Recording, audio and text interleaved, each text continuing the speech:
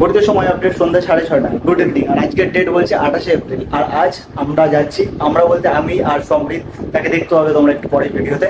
আমরা দুজন যাচ্ছি হলো একটা বাইকার্স কমিউনিটি বা বাইকার্স রাইডার গ্রুপের মিটআপে। জাস্ট বেশি দূরে না, কাছে পিঠেই। আমাদের বাড়ি থেকে খুব বেশি হলে 10-15 কিলোমিটার ডিস্টেন্সের আমার বাড়ি রাজারহাট নিউ টাউন। আর যে মিটআপটা রয়েছে ক্যাফেটা সেটা হলো বারাসাতে। বারাসাত বাইকার্স বলে একটা রাইডার গ্রুপ রয়েছে, ফেসবুকে তোমরা সার্চ করলে পাবে গ্রুপটা। ওই গ্রুপ থেকে একটা মিটআপের প্ল্যান করেছে, তো আমরা সেই মিটআপেই যাচ্ছি। বেশি কথা এখানে বাড়াবো না, সব কথা তোমাদের সাথে মোটো ব্লগিং সেটআপে বলবো। জাস্ট একটাই বেরোনোর আগে কথা বলবো, যদি চ্যানেলে নতুন হয়ে থাকো তাহলে চ্যানেলটাকে সাবস্ক্রাইব করতে ভুলো না।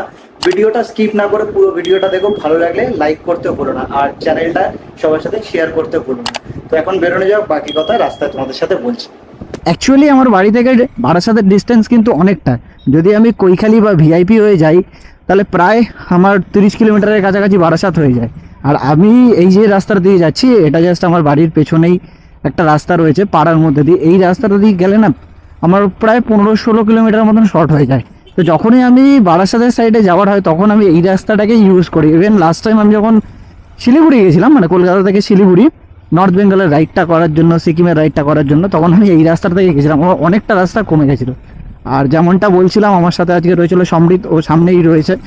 অমৃত আজকে আসতে পারেনি কারণ অমৃত আজকে ইডেনে খেলা দেখতে গেছে IPL, না তো ও আমাদের সাথে যেত। আর আজকের এই মিটআপটা প্ল্যান করেছিল বারাসাত বাইকার্স। বেঙ্গল 34 ইন বলে একটা ক্যাফে আছে যেটা NH34-এর ওপরে, সেখানেই এটা অ্যারেঞ্জ করেছে। তো আমি আজকে জাস্ট সকালবেলা ঘুম থেকে উঠে ফেসবুকটা স্ক্রল করছিলাম, আর ফার্স্ট পোস্টেই আমার এটা এসছে, মানে একদম ফিড পেজ যেটাকে বলা হয়, সেখানেই ফার্স্টে এসছে। তো মেলা যে সানডেতে ভালো অপরচুনিটি রয়েছে, যাই গিয়ে মিটআপটা করিয়ে আসি। আমি মানে এরকম মিটআপে আগে কোনোদিনও যাইনি।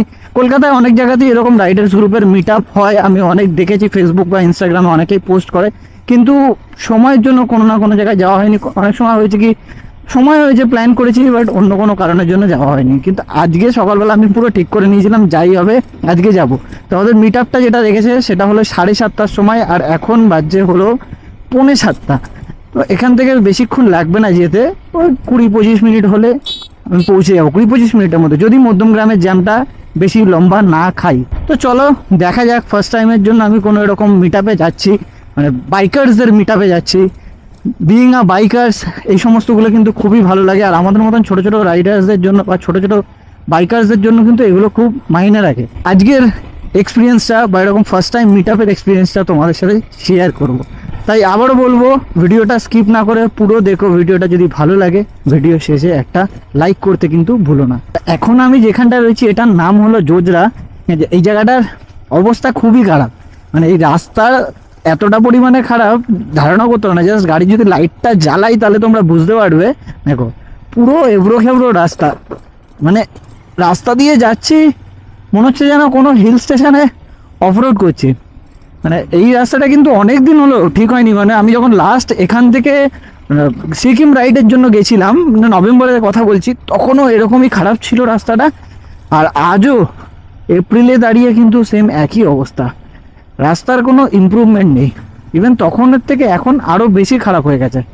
আর এই জোজরা এরিয়াতে এখন কিন্তু পুরো কারেন্ট নেই, পুরো অন্ধকার এরিয়া। জাস্ট লাইটটা অফ করি, দেখো সামনে কিন্তু অন্ধকার, কিচ্ছু দেখা যাচ্ছে না। আর তোমাদের সাথে কথা বলতে বলতে আমি পৌঁছে গেছি গঙ্গানগর।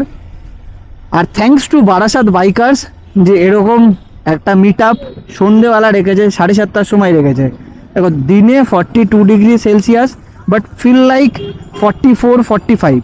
আর এই ওয়েদারে কিন্তু আমরা বাইক নিয়ে বেরোতে চাইলেও বেরোতে পারছি না। তো এটা কিন্তু খুব একটা ভালো ইনিশিয়েটিভ নিয়েছে বারাসাত বাইকার্স থেকে, যে দিনের টাইমে কোনো মিটআপের প্ল্যান করেনি, সন্ধ্যেবেলার মিটআপ রেখেছে, 7:30টার সময় মিটআপ রেখেছে। ওয়েদারটা পুরো ঠান্ডা হয়ে যাবে, একটা চায়ের দোকানে বসে সব বাইকার্সরা একসাথে টাইমটা স্পেন্ড করবে।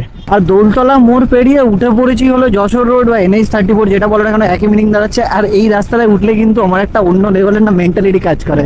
মানে এই রাস্তাটায় যখনই উঠি আমি তখন একটা জিনিসই ভাবি, বাবা অটোমেটিক্যালি মেন্টালিটি এইটা কাজ করে যে অনেকটা রাস্তা তো চলেই এসেছি, আর যদি 500 থেকে 550 কিলোমিটার মতন রাইড করি তাহলে আমি কিন্তু এপার ছেড়ে ওপারে পৌঁছে যাব। মানে এই সাইডে চত্বর ছেড়ে পুরো ঢুকে যাব নর্থ বেঙ্গলে, পুরো পৌঁছে যাব স্বর্গে।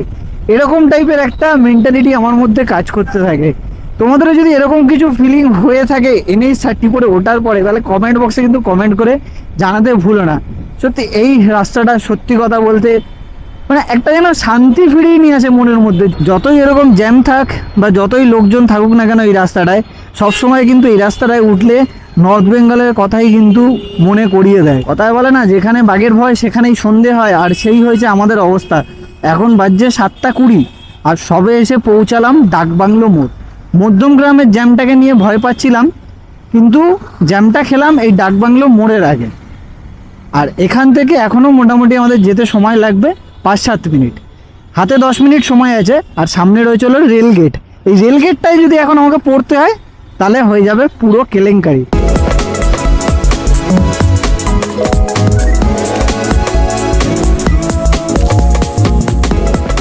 যাক বাঁচা গেছে, রেলগেটটা খোলাই আছে। এই রেলগেটটা খুব ডেঞ্জারাস রেলগেট, মানে যতবার এই রেলগেটে আমি মানে এই রাস্তা দিয়ে যতবার যাতায়াত করেছি ততবারই কিন্তু আমাকে এই রেলগেটে সময় দিতে হয়েছে। প্রায় 7-8 মিনিটের নিচে রেলগেটটা খোলেই না। লালি সিনেমা হল পৌঁছে গেছি, আর এই লালি সিনেমা হল ক্রস করেই পড়বে হলো ক্যাফেটা বেঙ্গল 34 ইন। আর সামনে কিন্তু বোর্ডে লেখা রয়েছে, দেখো, মালদা 312, ডালখোলা 425, কৃষ্ণনগর 82, বহরমপুর 175, জাগুলিয়া 27, কল্যাণী 31 কিলোমিটার। আর এই NH-34 কিন্তু কোথায় কানেক্ট করছে সেটা অলরেডি আমি তোমাদেরকে বলে দিয়েছি। এবার ক্যাফেটা অ্যাকচুয়ালি কোথায় আমি ঠিক জানি না লোকেশনটা, তো আমাকে এখন যাওয়ার আগে ডান দিক বাদিক দুদিকে খেয়াল রেখেই আমাকে বাইকটা চালাতে হবে। কারণ একবার যদি আমি বেরিয়ে যাই ক্যাফেটাকে পার করে, তাহলে ঘুরিয়ে নিয়ে আসাটা কিন্তু খুবই চাপের ব্যাপার হয়ে যাবে, কারণ এই রাস্তায় বিভৎস পরিমাণে গাড়ি চলে। রিস্ক আর নিলাম না, ফোনে গুগল ম্যাপটা চালিয়ে নিলাম। রয়েছে নোয়াপাড়া, নোয়াপাড়া থেকে দেখাচ্ছে 1.3 কিলোমিটার, যেটা যেতে সময় লাগবে হলো 2 মিনিট। কারণ এই রাস্তাটায় অনেকবার এরকম প্রবলেম ফেস করেছি, কারণ এর আশেপাশে অনেক ক্যাফে আছে, অনেক রেস্টুরেন্ট আছে, অনেক দরকারে এই রাস্তায় এসছিলাম, কিন্তু রাস্তাটা এতটাই সুন্দর, রানিংয়ে বেরিয়ে যেতে গিয়ে সব কিছু মিস আউট হয়ে যায়। যার জন্য আমি ভাবলাম যে না থাক, একবার দাঁড়িয়ে ম্যাপটা চালিয়ে নেওয়া ভালো। ফাইনালি পৌঁছে গেছি বেঙ্গল 34 ইন। এখানে বড় বড় সাইনবোর্ড লাগানোই রয়েছে, সাইডে রেডিয়াম লাগানো রয়েছে। তো জানি না কতজন এসছে না এসছে, পার্কিং কি ওপরে?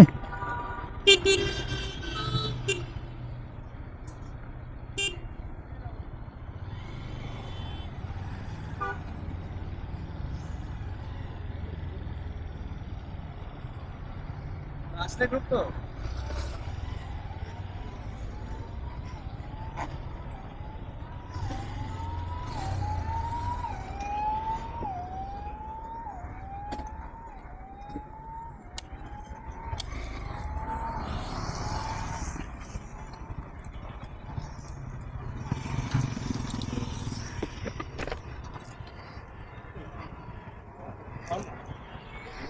একে একে কিন্তু সব আসা জয়েন হয়ে গেছে। তোমরাও বারাসাত গ্রুপ?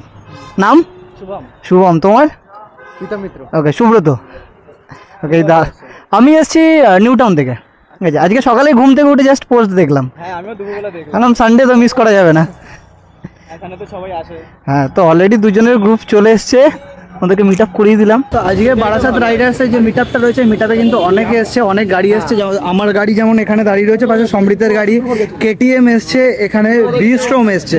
আর এই যে ক্যাফেটা রয়েছে বেঙ্গল 34 ইন, এই ক্যাফেটাতেই আমাদের মিট আপটা ছিল। তো এই দাদার যে মানে বারাসাত রাইডার্সের যে গ্রুপটা, এই গ্রুপটার কিন্তু অ্যাকচুয়াল যে অ্যাডমিন রয়েছে সে হলো এনি। তো মেন অ্যাডমিন রয়েছে, একটু বলে দাও তোমার নামটা। আর সকালে এই দাদাই, এই ভাই যাই বলো না কেন, এই কিন্তু গ্রুপে আপডেটটা দিয়েছিল যে বারাসাত বাইকার্সদের। এই দাদাই সব আপডেট দেয় বাইকার, মানে বারাসাত বাইকার্সের আজকে মিট আপ এখানে রয়েছে। তো তোমাদের সবাইকে বলবো যে বারাসাত বাইকার্সের গ্রুপটা, যে ফেসবুকে গ্রুপটা আছে সেটা ফলো করে নিও। আর এই স্টিকারটা ওরা কিন্তু প্রোভাইড করে প্রত্যেকটা মেম্বারদের জন্য। তো এই স্টিকারটা আমার নিজেরও পেয়ে ভালো লাগছে যে হ্যাঁ, বারাসাত বাইকার্সের গ্রুপে একটা মেম্বার হতে পারলাম। ইভেন হোয়াটসঅ্যাপের লিঙ্কও আমাকে শেয়ার করেছে, সেখানে আমি অলরেডি অ্যাড হয়ে গেছি। তো এখানে বসে চা প্লাস সফট ড্রিঙ্ক সব কিছু আমরা মানে এনজয় করলাম, সব কিছু নিয়ে খুব ভালো লাগলো। তো তোমাদেরকে আবার বলবো ওদের চ্যানেলটাকে কিন্তু বা ওদের পেজটাকে কিন্তু ফলো করতে ভুলো না। গ্রুপে আরেকজনের সাথে তোমাদেরকে মিট আপ করিয়ে দিই, এই যে দাদাটাকে দেখছো, দাদা তোমার নামটা একবার বলে দাও।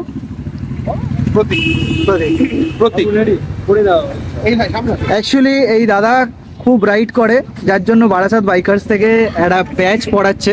অ্যাকচুয়ালি এই ব্যাচটা দেওয়া হয় মানে বারাসাত বাইকার্সের গ্রুপের সাথে যখন রাইড করা হয় তখন, কিন্তু যেহেতু এই দাদা খুব পরিমাণে রাইড করে সেই জন্য এটা থেকে দাদাকে দিচ্ছে।